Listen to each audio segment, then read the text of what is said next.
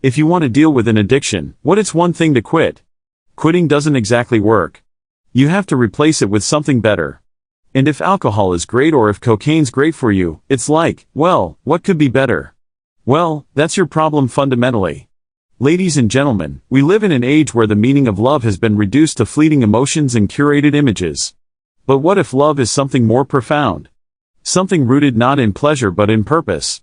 Today we explore an idea that challenges popular belief. A person who truly loves you will ask you two questions. These questions aren't poetic. They are not easy, but they are revealing. They cut through illusion and speak to the moral foundation of love, where care becomes action and affection turns into responsibility. Let us examine what it really means to be loved. Not just liked, not just wanted, but loved in the truest, most transformative sense. When we talk about love, the first image that often comes to mind is one of warmth, romance, affection, closeness. It's a feeling, we're told, a spark, a connection, something magical that emerges between two people and binds them in joy.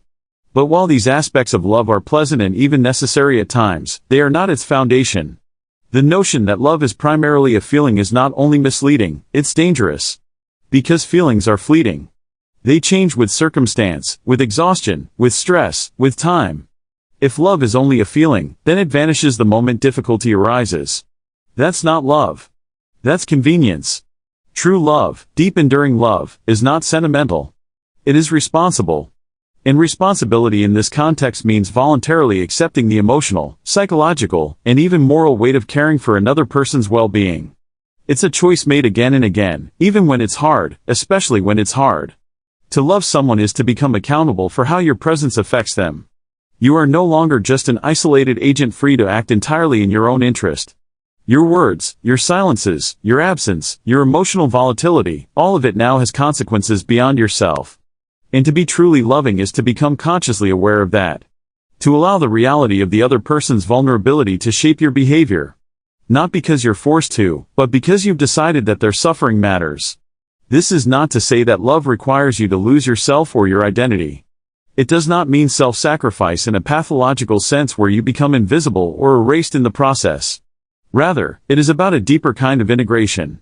Where your freedom is not diminished but elevated because it is tied to meaning. You no longer ask only what's pleasurable.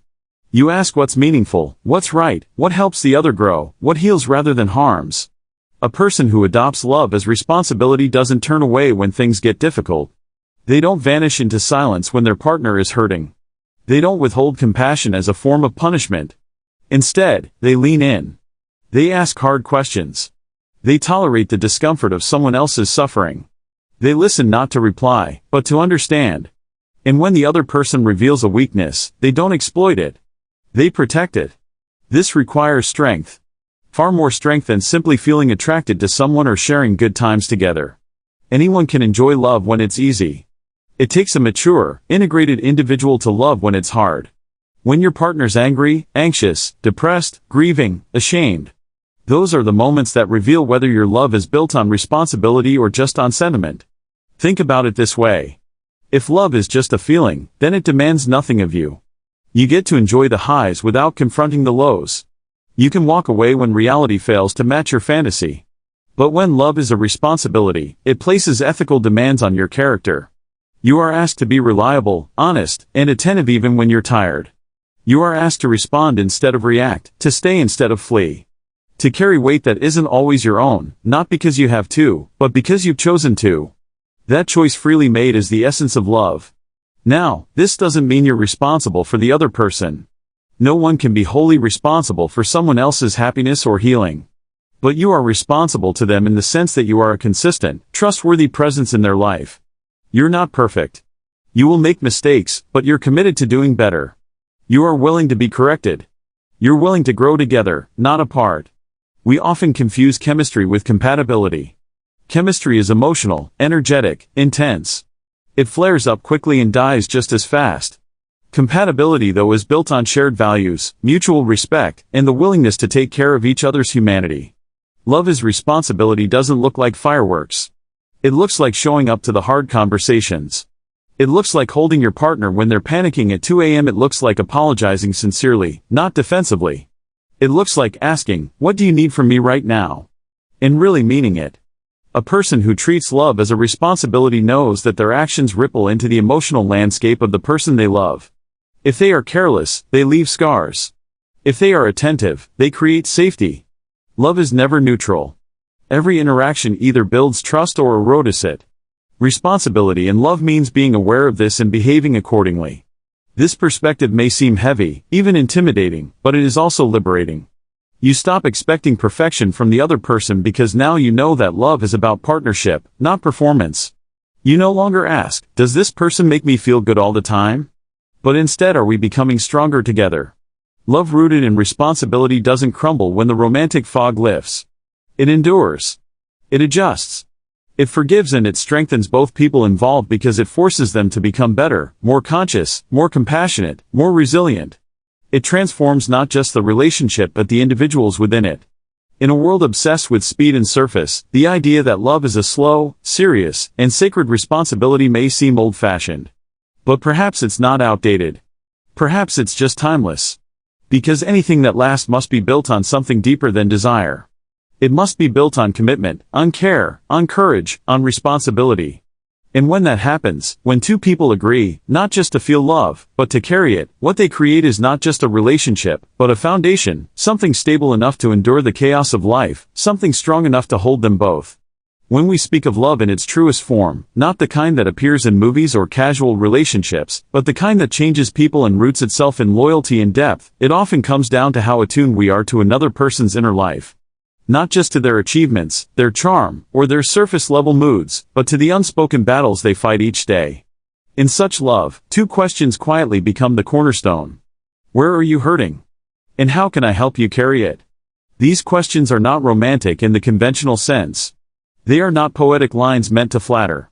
They are not designed to impress. They are sacrificial, serious, and heavy. They ask of the person speaking them something more than affection. They ask for moral attention. They demand emotional presence. They reveal a form of love that is less about receiving and more about bearing witness to someone else's suffering and offering strength. Let's begin with the first question. Where are you hurting?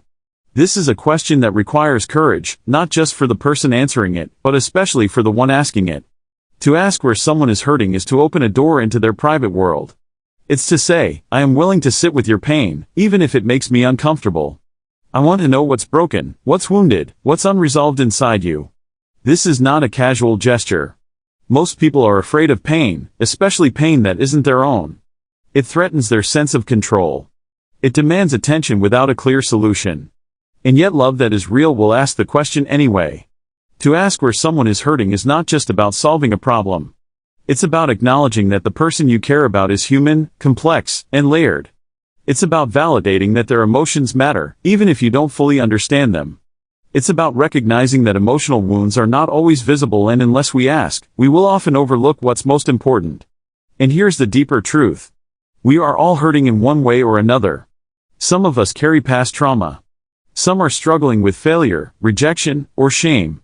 Some are silently enduring anxiety, depression, grief, or self-doubt. To love someone is to understand this universal fact, not as a problem to fix, but as a reality to honor. It's to realize that beneath the surface of even the strongest people are layers of hurt that they often hide out of fear of burdening others or appearing weak. So when someone asks you sincerely where are you hurting without judgment, without rushing you to be okay, that moment becomes sacred. It becomes a space where healing can begin. It means you're no longer alone in your pain. But this alone is not enough, because it's one thing to recognize someone's suffering and it's another to respond to it. That's where the second question comes in. How can I help you carry it? This is a question that turns empathy into action. It's the bridge between awareness and responsibility. It doesn't assume that you can fix the problem. Because often you can't. But it does say, I'm not going to let you carry this alone. That is powerful. That is transformative. To help someone carry their pain means showing up when they're not easy to be around. It means offering your presence, not just your advice. It means listening, not lecturing. Sometimes it means sitting in silence with them. And sometimes it means taking real action, supporting them through therapy, encouraging them when they've lost hope, or simply being a stable point of contact in a chaotic world. This question also forces you to relinquish control. When you ask someone how you can help them carry their burden, you're not imposing your solution. You're letting them tell you what they need. This is rare in most relationships. Often we rush in with what we think will help out of impatience or ego. But true love waits. It listens. It follows. And this is where the depth of love is revealed. Not in big gestures, but in these small, steady acts of emotional support. When someone is struggling and they know they have a hand to hold, a shoulder to lean on, a voice that says, "I'm here and I'm staying." That's where trust is built. That's where bonds deepen. That's where healing becomes possible. Importantly, these questions are not asked once. They are asked repeatedly in different seasons of life. A person who truly loves you will not assume that once you're okay, you're always okay. They'll keep checking in. They'll stay curious. They'll understand that pain evolves, that burdens shift. And they'll continue to ask, where does it hurt now? And how can I help today? It must also be said that these questions cannot be asked from a place of superiority or saviorism. You do not ask them to feel better about yourself. You ask them because you see the other person as equally valuable, equally human, and equally worthy of care. This is a mutual kind of love, a partnership, not a rescue mission. And here lies the paradox. It is precisely in helping others carry their pain that we also become stronger. Love isn't weakened by these acts of care. It is forged through them. When two people can share each other's pain without fear or shame, they become more resilient, not only as individuals, but as a unit. We live in a culture that encourages avoidance, emotional distance, and superficial connection. But love that endures asks deeper questions. It reaches into the unseen places of a person's life and says, "I want to know you there, too." It does not turn away when things get dark. It moves closer. So when someone truly loves you, they will not only enjoy your light, they will step into your shadows with you. They will ask, "Where are you hurting and how can I help you carry it?" And if you are wise, you will recognize those words for what they are. The language of love in its most courageous form. Love in its most profound and enduring form is not simply measured by how someone treats you when everything is going well. It is best revealed in how they respond to your pain, your moments of confusion, despair, exhaustion, and silence. When someone truly loves you, their concern doesn't stop at your surface. They want to know what lies underneath. They want to step into the parts of you that are not easy to see. This is why two simple but powerful questions stand at the heart of meaningful love. Where are you hurting? And how can I help you carry it? These two questions do not appear in casual relationships or surface-level connections. They emerge only where there is real commitment, emotional maturity, and an active willingness to hold space for another person's reality. To ask where are you hurting is to open yourself to the truth that the person you care for is not entirely okay. It is an invitation for them to be vulnerable without fear of judgment. It acknowledges without needing dramatic expression that behind everyone's life is some measure of hidden pain and that pain is worth noticing. This first question is not one people are accustomed to hearing. In most conversations, we ask how someone is doing, expecting the word fine in return. There's rarely any room for depth or for truth. But to ask where are you hurting is to ask something far more honest. It doesn't rush someone to say they're okay. It assumes that being human means carrying wounds. Whether old or fresh, quiet or loud, and that these wounds deserve attention. But asking that question is not simple. It requires a degree of courage because to know where someone is hurting means you are prepared to witness their struggle. You're prepared to listen to something that might be uncomfortable, complicated, or even emotionally heavy. It means you are not merely tolerating their pain, but choosing to see it, acknowledge it, and hold it without turning away. There is a deep loneliness that comes from being in pain and feeling like no one notices. Many people carry burdens silently, not because they want to, but because no one has ever asked the kind of question that makes it safe to speak. A person who asks where it hurts is breaking that silence. They're saying, "I am here not just for your joy, but also for your sorrow." That act alone is one of the clearest expressions of love. But that's only the first step. The second question, how can I help you carry it, moves the relationship into something even deeper. It shifts the dynamic from empathy to action. It's not just I see your pain, but I'm willing to share in it with you. That is the essence of partnership. Not to rescue the other person, not to take away their struggle, but to share the weight of it in whatever way they need. This second question is where love becomes a verb. It becomes embodied, not just felt. And it requires humility. You don't decide how to help. You ask, you listen, you defer to the needs of the person who is hurting. This is important. Sometimes people rush to help in ways that aren't actually helpful. They give advice when silence is needed, solutions when comfort is better, or distance when presence matters most. But when you love someone, you don't assume you know best. You ask what would ease their burden and you adapt your response accordingly. The act of helping someone carry emotional pain it's not about offering perfect words or solving the problem immediately. It's about creating a reliable presence in the middle of struggle. That presence alone can be more powerful than any solution. When someone knows that you will stand beside them not just in success but in sorrow, they begin to feel safe again. And in safety, healing begins. It's also important to recognize that these questions don't get asked once. In long-term relationships, romantic, familial, or even close friendships, these questions must be asked again and again. Not because love fades, but because life changes. New struggles emerge. Old wounds return. Circumstances shift. And each time they do, the depth of the relationship is tested.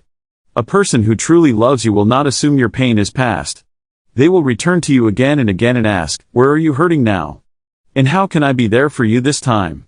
When these questions become a habit, the relationship becomes more than emotional support. It becomes a kind of moral structure. Both people are growing into individuals who are capable of real empathy, real patience, and real courage. And in a world that often celebrates independence to the point of isolation, such relational depth is rare and sacred.